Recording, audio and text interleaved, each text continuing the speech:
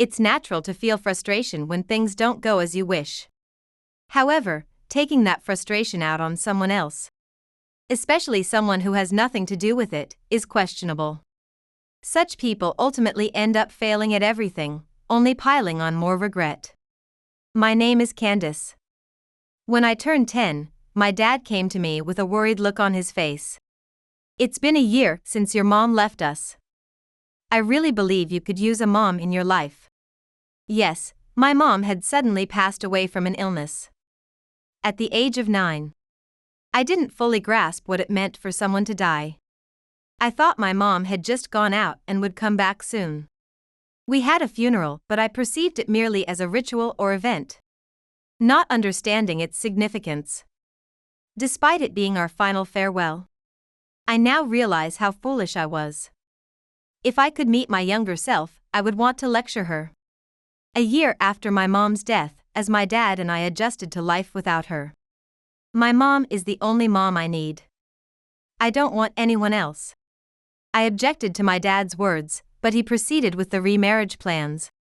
And it saddened me deeply that he didn't consider my feelings. His new partner was Diane, a woman the same age as my mom. Nice to meet you, Candace. We're family now, so let's get along. Diane's eyes didn't smile when she greeted me. Instead, she looked at me with a cold gaze. Diane had a daughter named Janet, 2 years older than me, who had never married and raised her daughter as a single mom. Janet was calm and kind, unlike her cold mom, and she spoke to me in a friendly manner. I didn't feel I needed a mom, but I was happy to have a sister. Thus, my dad and Diane married, and I gained a mom and a sister. It was much later, after I became an adult, that I learned that my dad, mom, and stepmom had been friends since their college days. The three of them studied economics together in college and became close in the same seminar. They were attracted to each other because of their differing personalities, my scholarly dad, my mom who thought things through logically, and my impulsive stepmom. Eventually, both women fell in love with my dad, and their relationship balanced on a delicate equilibrium. While the two women each made their moves, my mom shared a common dream with my dad, which they hoped to achieve together. My stepmom, on the other hand, was more aggressively pursuing him. After graduation, my dad chose my mom. He wanted to start his own business using what he had learned in college. And my mom shared his dream, investing her efforts into making it a reality. That must have reached my dad's heart as he proposed to her. On the other hand, Diane, having her feelings rejected, directed her anger towards my mom, shouting and hurling insults, and ultimately cutting ties with her. She said to my dad, "You'll realize my importance someday, and until then, I'll leave you with that woman. I look forward to the day you come back to me." Despite their desire to reconcile, as they were friends, my parents invited Diane to their wedding, but she did not attend, possibly perceiving the invitation as an insult. My parents married and began working towards their goal of starting a business. They focused on the recent interest in aromatherapy, creating a company with the concept of providing a space that heals the mind and body through the aroma. Of course, not everything went smoothly from the start, but their trials and errors were never too damaging, and they could always move forward, thanks to my mom's analytical skills and logical thinking. In just a year and a half, the company reached a stable path of management. Joy followed, as my mom became pregnant with me. I was lovingly raised by my gentle parents, and as their company grew successfully, it became synonymous with aromatherapy. I like this scent. It's calming and refreshing. At home, various aromas were often used, mainly for product testing, and my parents frequently sought my opinions. That's a calming scent, but it's a bit too strong. Maybe blending it with a fresher flavor would be better? You sound like an expert, but what Candace says often hits the mark. Yes, Candace is really good at noticing things. She's very sensitive. Our company not only imported products from overseas, but also developed new products by blending them in-house, earning high praise. Our company and I grew together, leading a fortunate life. But a dark shadow suddenly loomed. A health check revealed a dark shadow on the lungs in an X-ray, which belonged to my mom. A detailed CT scan confirmed a malignant tumor in her lungs at stage 4.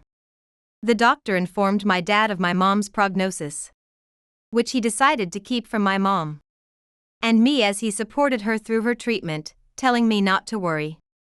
In her final days, my mom likely realized her condition. Despite her suffering, she passed away peacefully from this world. A little over a year later, my dad remarried, and we welcomed a new family member. Diane, my new mom, had joined a trading company after graduating from college. However, she discovered she was pregnant 6 months into the job, at 25 weeks. About 7 months along. The reason she hadn't noticed sooner was likely due to her physical build not showing much and the absence of severe morning sickness. Diane took maternity leave and gave birth to her daughter. But 2 months postpartum, she returned to work, catching up at a remarkable pace and quickly making a name for herself. Diane's job involved importing aromatherapy-centered goods and other items from around the world, which often intersected with my dad's business. After my mom passed away, Diane used her professional connections to approach my dad's company. At that time, my dad's business was looking to expand by developing or importing new products, so Diane's proposal was irresistibly appealing. Diane used this opportunity to close the distance between her and my dad. Given their past association, my dad couldn't simply dismiss her.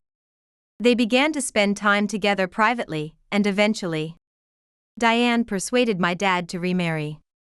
He felt unable to refuse her given their business dealings and past acquaintanceship. Once the marriage was set, Diane declared, "I told you there would come a time when you'd realize my worth. The day you'd come back to me has finally arrived. It's unfortunate that a bump comes with it, but it can't be helped." My dad sternly reprimanded her when she referred to me as a bump. But Diane was not receptive to his words. Honestly, life with this new family of 4 was difficult.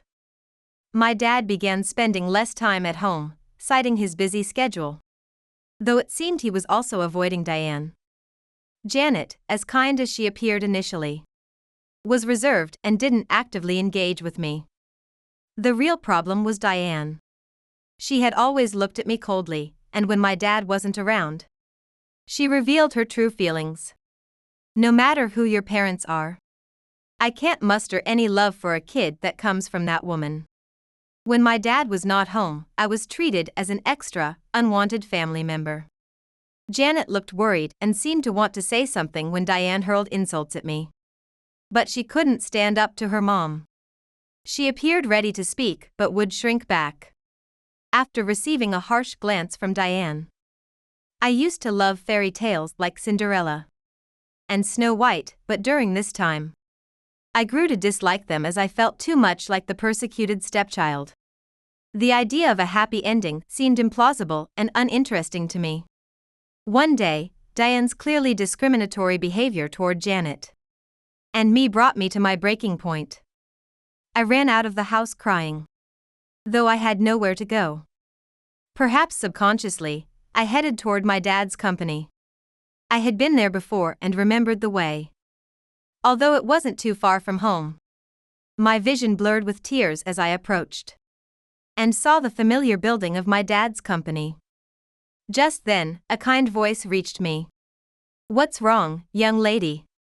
Where are you going while crying?" Turning to the voice, a kind-looking woman gazed at me with concern.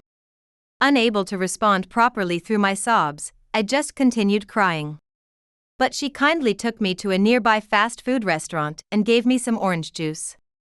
Although I knew not to follow strangers, I trusted this woman's gentle demeanor. I confided everything to her, and she listened intently, encouraging me afterward. "It's tough, but you mustn't give in. It's very hard, but you need to be strong. Surely God is watching over you from the skies. Your real mom must be watching over you too." Her words sank in, strangely lightening my heart. She walked me near my home, saying, "Take care," before leaving. When I got home, Diane was out. And Janet clung to me crying. I was so worried. "I'm sorry for what Mom said. I'm sorry I couldn't help you." Moved by her tears and apologies, I also cried and hugged her tightly. The bullying-like treatment from Diane continued. She never made me a lunchbox. Never attended school events like open classes or sports days. When my dad attended, she would come but seemed disinterested and bored. She also did not attend parent-teacher conferences regarding my future plans. "I have no obligation to make lunch for you. I don't want to go to your school." I only accompanied him because he was going. "I have no interest in your future whatsoever." These were her words at different times. Gradually, I developed a resistance. Not much could shake me anymore, and I became philosophical about it. I knew eventually I would be able to say goodbye to such a mom. Janet's consistent support helped a lot. Knowing someone else in the house understood me, aside from my dad, was very comforting. Growing up in such an environment, I decided to move out and live alone when I entered university. My dad was concerned about me leaving home, but distressed by Diane's treatment. He eventually agreed to my living alone and helped with the rent, keeping it a secret from Diane. Who knows what she would have said if she found out. I studied business in college, wanting to accomplish something on my own like my dad, though I hadn't decided on anything specific yet. While daily interactions with Diane ceased, she inexplicably contacted me now and then. Living near my childhood home might have been a factor, but I couldn't understand why Diane, who supposedly disliked me, would reach out. She always came to nag or make snide remarks, leaving satisfied after venting her frustrations. "Studying business is a waste for you. A child of that woman is bound to be incompetent." She always badmouthed me and my biological mom. It seemed that belittling me was Diane's way of venting. Despite her continued harassment, I successfully navigated university life, and upon graduation, secured a job at a corporate consultancy. Understanding and managing corporate growth was sure to be useful if I ever started my own business. But there was another reason I chose this job. The president of the office turned out to be the same woman who had kindly spoken to me when I was walking in tears years ago. Her name was Mary, and a year after our first encounter, when I was still in middle school, we coincidentally met again and she started giving me advice and encouragement. I had never imagined such a coincidence could happen. That day, my stepmom had ordered me to deliver something my dad had forgotten. "Even a useless person like you should be able to handle this simple errand. Go quickly." Sent off with harsh words, I didn't cry, but I was shedding tears inside as I walked. I was so distracted that I almost didn't notice a car rushing towards me. And just when I thought I was about to be hit, I was forcefully pulled back onto the sidewalk. It was Mary who had saved me. "Get a hold of yourself. Has something unpleasant happened again? That time, you've saved me again." "Thank you." Happy to reunite with her, I wanted to talk more. And she kindly agreed as she happened to have some free time. After delivering the item to my dad, I spent some time talking with Mary. We exchanged contact information, and our interaction continued from then on. That evening, my dad, who had been with Mary, asked me about her. Although she was a bit distant when I handed over the forgotten item, my dad had noticed her presence and wondered who she was. When I mentioned that she was the person who had helped me a lot, he said, "Is that so? Then I must also say thank you." But that woman, somewhere. While trying to recall, my dad couldn't seem to remember. Without ever getting a chance to directly thank Mary, time passed. As graduation approached and I discussed my dreams and future plans, she said, "Then come to my office. I'm sure it will be of help to you." I was familiar with Mary's office and the nature of her work, so her invitation was very appealing. Thus, I began gaining experience under Mary. As my environment changed, So did the rest of my family. My dad left for a long business trip abroad to explore new procurement routes. Janet, happily, got married and started a new life with her husband. My stepmom turned her hobby of making accessories into a business. She opened a store, mainly sourcing and selling quality accessories, as her handmade ones were few and not of the best quality. Her work at the trading company seemed to be going well, utilizing her trade skills to acquire popular, in-demand accessories. With the absence of my dad and Janet, the pressure on me increased. The frequency of phone calls and sudden visits, which used to be twice a month, had now increased to about 6 times a month. It seemed she was bored and found pleasure in belittling me. It was annoying and inconvenient for me. But my stepmom didn't care. I kept working hard despite her verbal attacks. There was a man named Scott at one of our business partners. He was the ace of the partner company and had been appointed to develop new company strategies, asking for support from my office. Scott was sharp-minded, always keen to incorporate new ideas into his work, making our discussions exhilarating. Additionally, he was gentlemanly and kind, with a charming smile. I found myself personally attracted to him, not just professionally. When one project was completed and it was time to move to the next, Scott suggested we have dinner to mark the occasion. I thought it was a gathering for everyone involved. But when I arrived at the designated restaurant, it was just him. I asked him about it, and he confessed, "Today, I wanted to get to know you better. I didn't expect you thought it was with everyone. I'm embarrassed for not making my intentions clear." His confession left me flustered. My response was clumsy, probably appearing suspicious to anyone watching. After he clearly expressed his desire to date, I straightened up and accepted his offer. During our relationship, Scott, a good listener, heard all about my past. "You've done so well, that's amazing. But from now on, I will protect you. I won't let you suffer anymore." It took me a moment to realize these words were his proposal, but I quickly understood and nodded vigorously, overwhelmed with joy. Then, I informed my parents about our marriage. My dad, overseas, was happy and congratulated us, but my stepmom said, "Whether you get married or whatever you do has nothing to do with me. Do whatever you like." I had anticipated her cold response. She apparently cried with joy when Janet got married, but I doubted that was true. Later, the wedding was grandly held, but both my dad and stepmom were absent. A massive hurricane had struck where my dad was staying, disrupting flights and causing severe damage to the production sites he needed to manage, preventing his return. However, my stepmom was a complete no-show, and despite our efforts, we couldn't contact her. After the ceremony, my dad, using a video call, apologized for not being able to attend and offered his congratulations. He expressed concern over the phone that he didn't see my stepmom at the venue.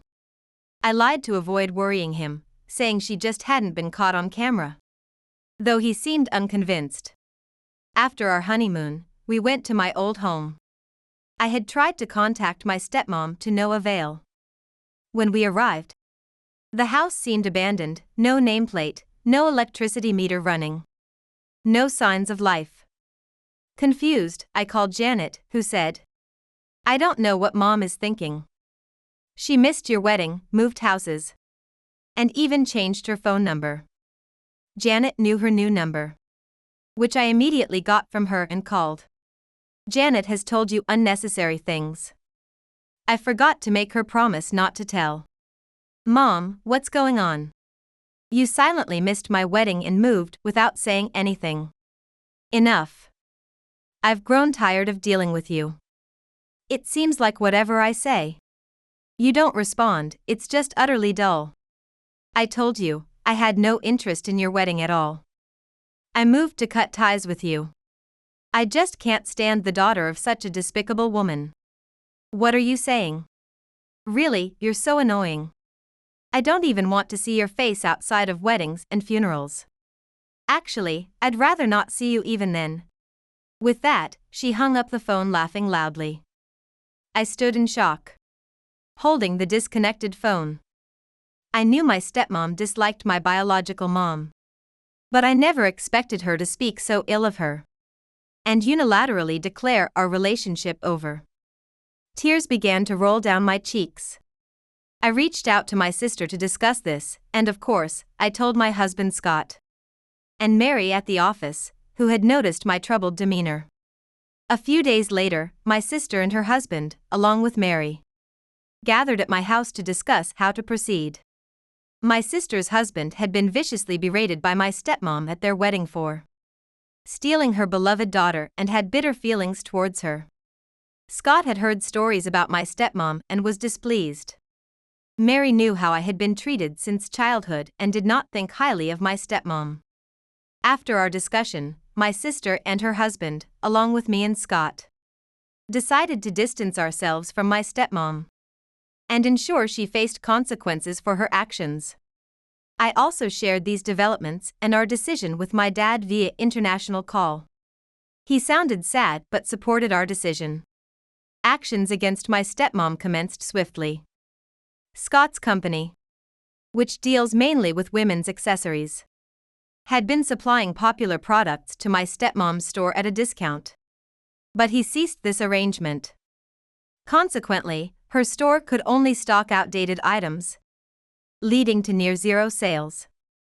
My sister's husband, working for the tax office, investigated my stepmom's store for tax evasion. The informant was my sister. It's unfortunate for Mom, but wrong is wrong. My sister looked somber.